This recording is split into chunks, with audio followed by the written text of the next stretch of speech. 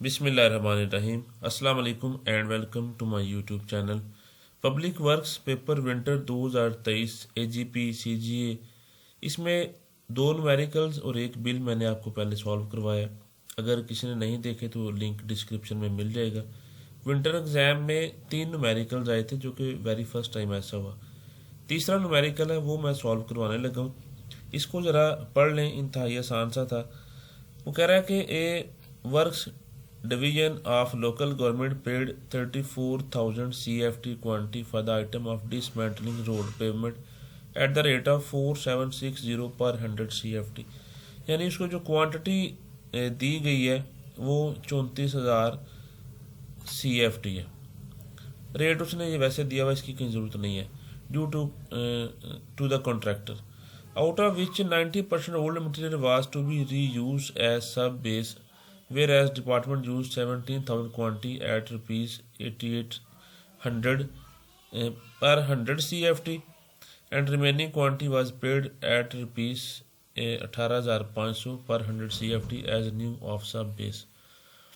वो कह रहा है कि जो मटेरियल पहले निकला था एक रोड बनाना है, उसमें से जो पहले यूज्ड मटेरियल है उसमें से 17,000 क्वांटिटी डिपार्टमेंट ने खुद यूज़ कर ली है और जो बाकी की क्वांटिटी है बची है वो उसने कॉन्ट्रैक्टर को दे दिया कि वो यूज़ कर ले।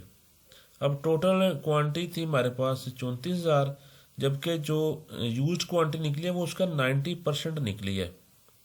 ठीक है, 34,000 ये नीचे मैंने दिया हुआ टोटल क्वांटिटी है, उसका 90% निकालें तो ये 30,600 ये यहाँ पर आएगा। तो टोटल अब जो क्वांटिटी है वो 30,600 है। यहाँ तक हो गया।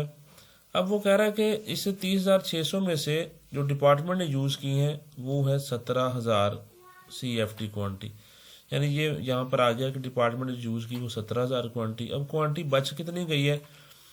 13,600। 13,600 किस तरह से आया? आपने ये टोटल 30,600 में से 17,000 माइनस कर दें, क्योंकि टोटल जो 90% बचा था वो 30,600, उसमें से 17,000 डिपार्टमेंट ने खुद यूज़ कर लिया, बाकी का उसने कॉन्ट्रैक्टर को दे दिया।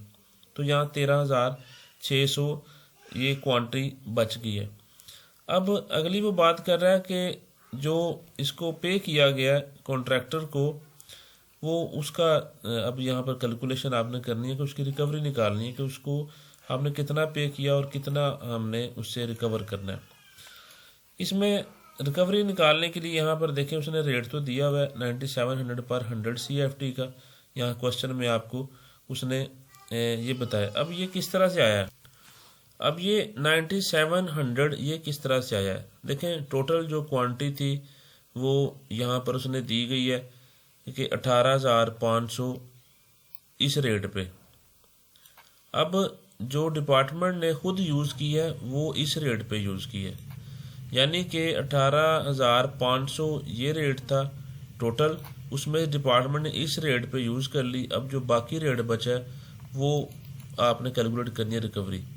तो ये 9700 देखें, 18,500 टोटल रेट था, उसमें से माइनस कर दिया 8,800 जो डिपार्टमेंट ने जिस रेट पे खुद यूज़ किया है यूज मटीरियल, एंटर करें तो 9700 ही आता है।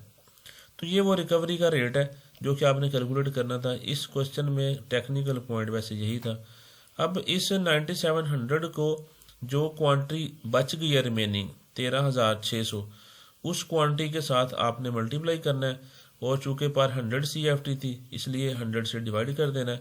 तो आपके पास यहाँ पर 13,19,200 आ जाएगा। ये मैंने यहाँ पर किया भी हुआ है, ये आपको फार्मूला नज़र आ रहा होगा। I29 मल्टीप्लाई I31 और डिवाइडेड बाय 100। तो 13,19,2,000 रुपया वो रिकवरी की अमाउंट है जो कि आपने कॉन्ट्रैक्टर से अब काटनी है। जब भी उसने सेकंड रनिंग बिल लेके आना है तो वहाँ से आपने इसको डिडक्ट कर लेना है। तो ये न्यूमेरिकल था, इंतहाई आसान सा है। जो टेक्निकल पॉइंट था वो मैंने आपको बता दिया है। अगर फिर भी किसी का कोई यहाँ पर क्वेश्चन है तो वो नीचे कमेंट करके पूछ सकता है। अगर चैनल पे नहीं है तो सब्सक्राइब ज़रूर करें, वीडियो अच्छी लगी हो तो लाइक ज़रूर करें।